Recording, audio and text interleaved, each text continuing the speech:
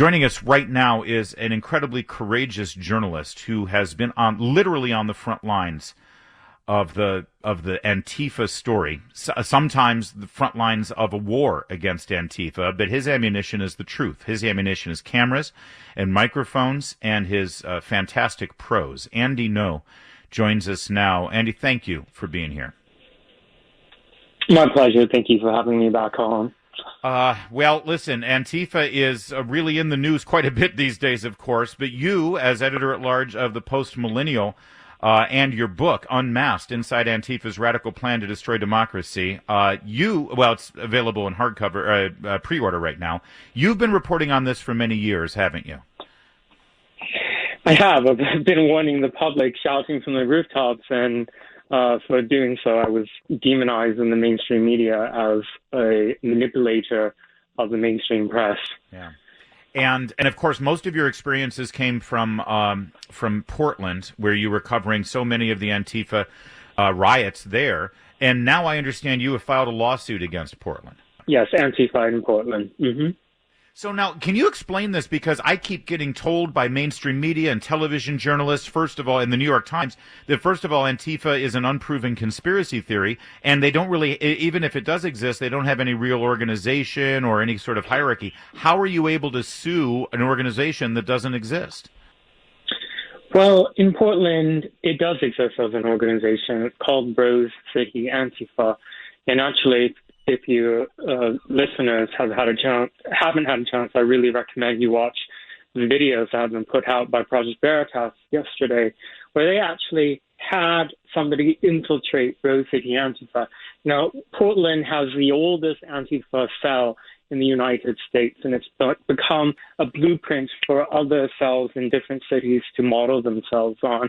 The fact that Project Veritas was able to get somebody in for so many months, and the evidence that he was able to gather, you see in the video that it is a formalized sort of organization in that you have to be vetted before you even become a member.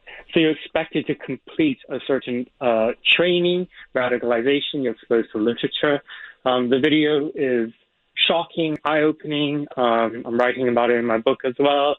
And so it's a lie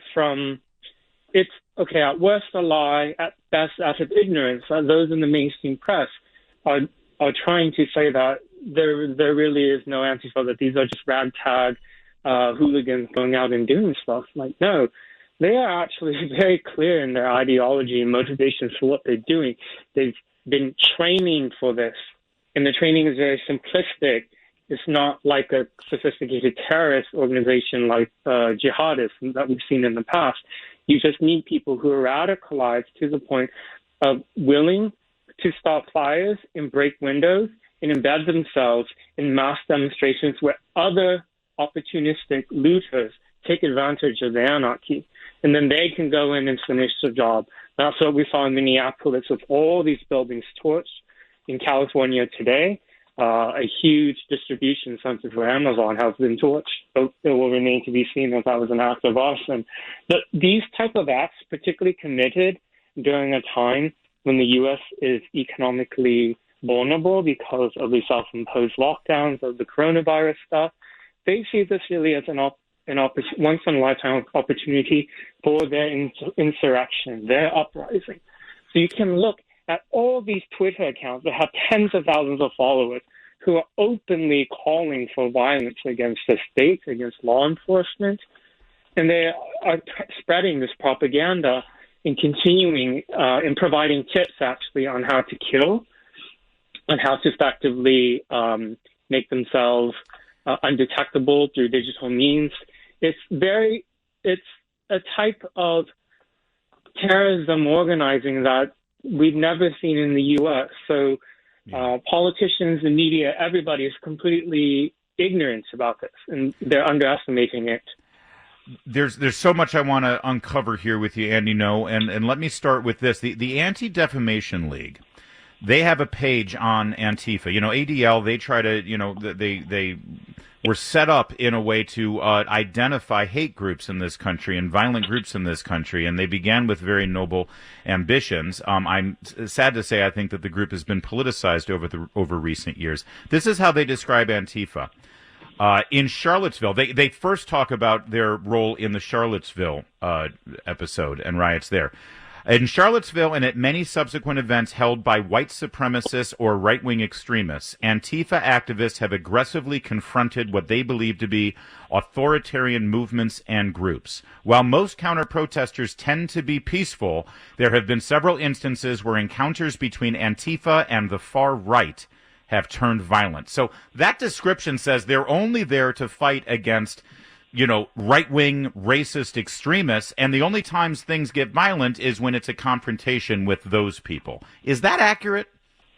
No, it's not. This is the propaganda narrative that Antifa sympathizers and fellow travelers have successfully mainstreamed and gotten journalists to repeat repeatedly for years now.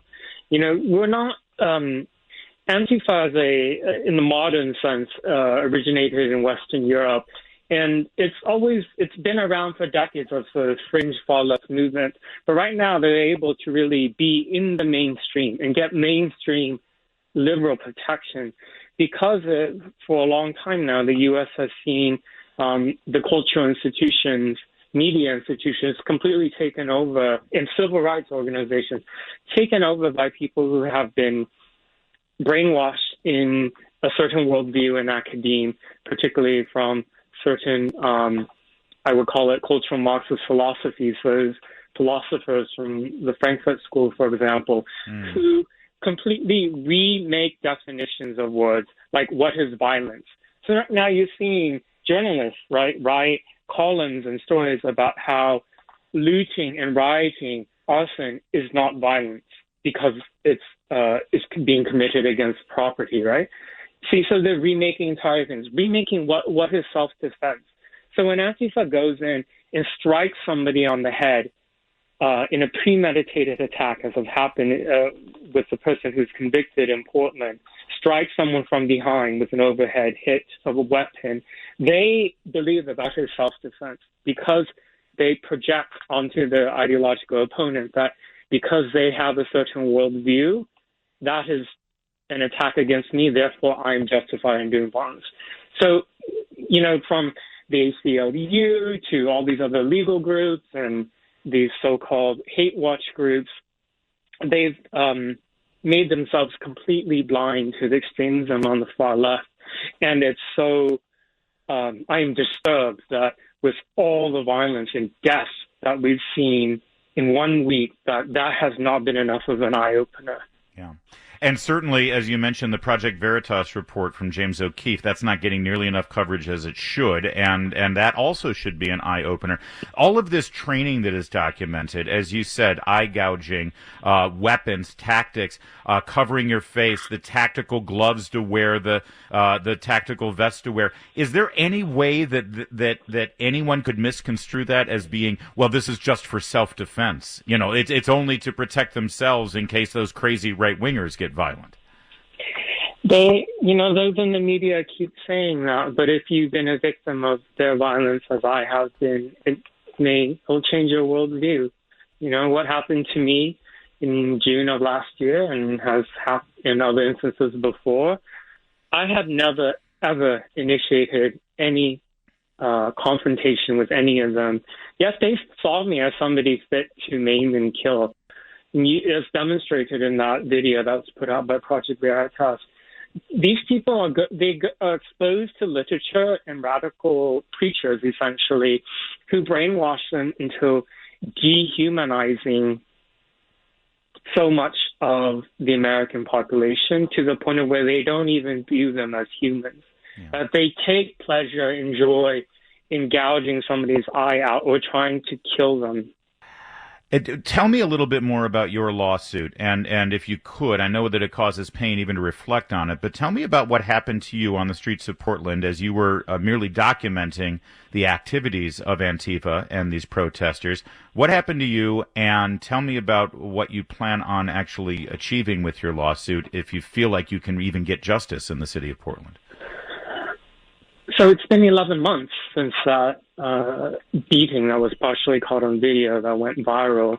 People, mob of them, moved around me and punched me repeatedly in the front of the head, in the back of the head, on top of the head. Had severe lacerations all over my face. And as I was trying to leave, then a dozen other people began throwing all these liquids in my eyes so I couldn't even see. My face was burning. When I finally made it to the hospital by the ambulance, then I was diagnosed with a brain hemorrhage after they did a scan on my brain.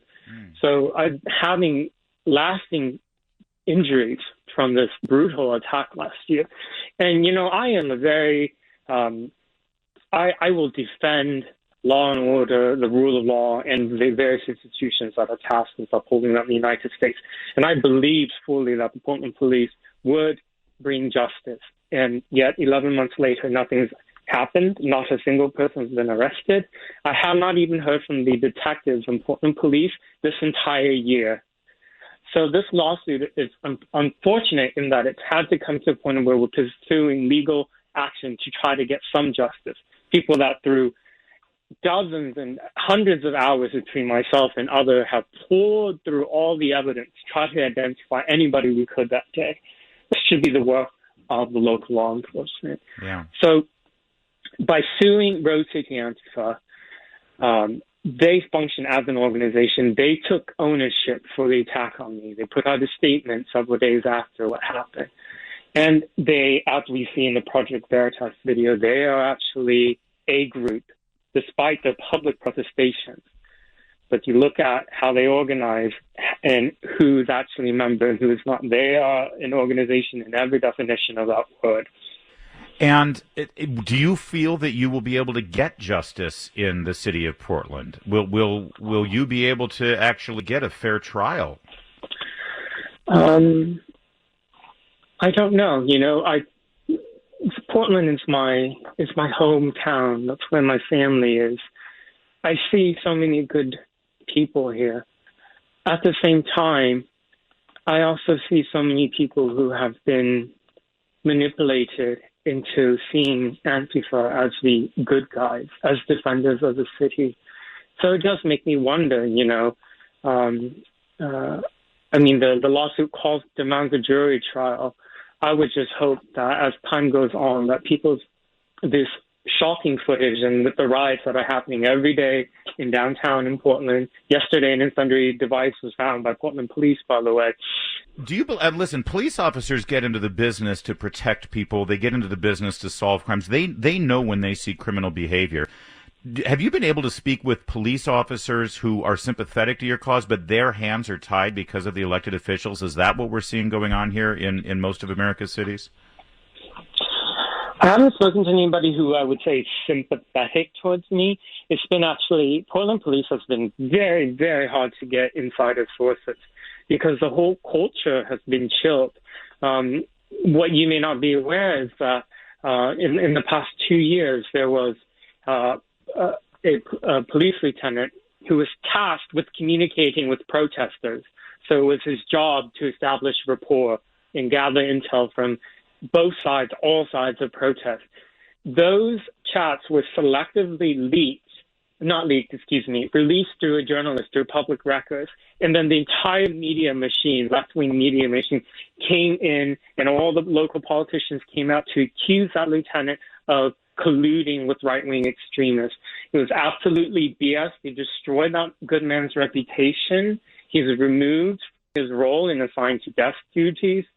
And an outside independent investigation exonerated him all wrongdoing. But that is the culture that has been established in Portland for law enforcement.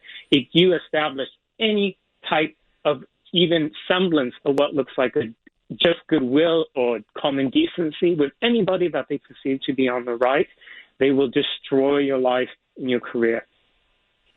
Andy, no, we have to leave it there. I believe we had you on this program the week that you were assaulted in Portland, and we've had you on a few times subsequently. I was lucky enough to be able to meet you face-to-face at CPAC, and you can count me as one of your biggest supporters. And please keep us up to speed on your efforts, not just with your lawsuit, but on your great journalism.